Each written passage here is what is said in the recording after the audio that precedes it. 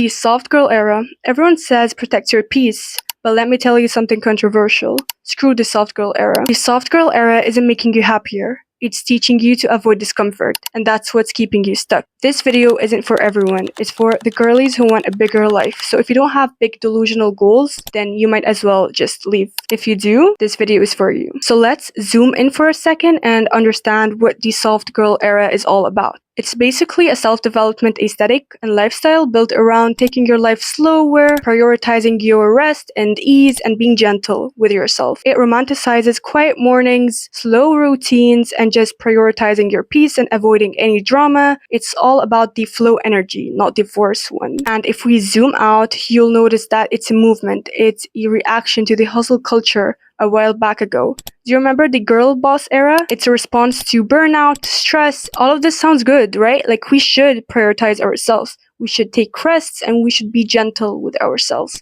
until the lines start to blur. You are not meant to struggle. Don't hustle, attract instead. You don't need to push. What is meant for you will come. If it's draining you, it's not meant for you. Those claims started to pop and dominate the whole soft girl era. Being gentle with yourself started to turn into avoid anything that causes you stress. All those messages, it sells you the idea that the moment things start to become hard, stressful, or just makes you uncomfortable, then it no longer aligns with you. It's no longer feminine, and that you should just avoid it because you're not meant to struggle. And that's where the problem begins, because discomfort gets mistaken for misalignment. Effort gets labeled as masculine. Growth overall just feels like something that you don't want and that it's somehow bad. But guess what? Growth requires discomfort. Avoiding it doesn't protect you, nor is it healing. It just keeps you stuck. The whole soft girl era is all about eliminating stress. And by eliminating stress, you eliminate development. But how so? Isn't that counterproductive? Like, wouldn't that lead to you burning out? Yes and no. So let me explain. Here's the thing. Your brain performs best under a certain amount of stress. Not too much,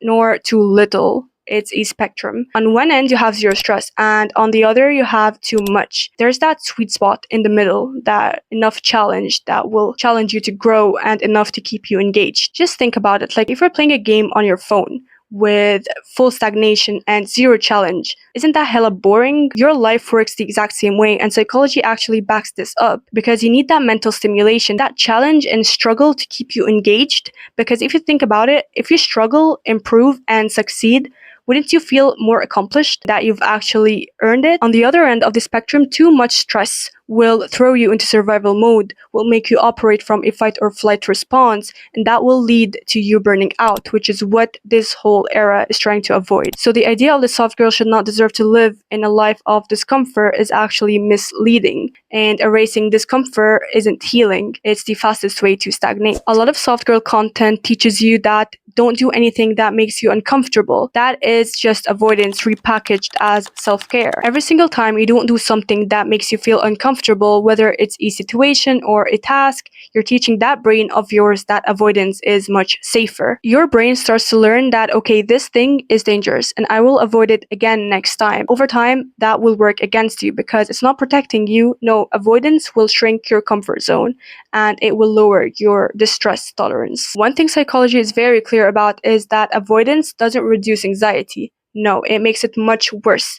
And that is why we have exposure therapy, where we gradually learn how to deal with the stuff that makes us uncomfortable, because that teaches your nervous system and your brain that it's okay, you can handle it, which raises your distress tolerance threshold. The soft girl era teaches you to constantly lean away from discomfort, and that isn't healing. No, it trains your brain to be more fragile. The biggest misconception I've seen so far in this whole trend is that they usually confuse emotional regulation with avoiding discomfort, but emotional regulation is the ability to stabilize yourself while doing the challenging things. It's not withdrawing or choosing the easiest path so you wouldn't disrupt your feminine energy. No, it's taking action when you're nervous, it's staying grounded through the discomfort, and it's not spiraling when things get difficult. That is real emotional regulation, and it's a skill, and you can't train it unless you do what makes you uncomfortable. I do agree with the soft girl trend on one thing though, that no matter how big your goals are and no matter how hard you work towards them, you still need to rest and you still need to be gentle with yourself. You should always remind yourself to take rests and never feel guilty when you do, because resting is recovering.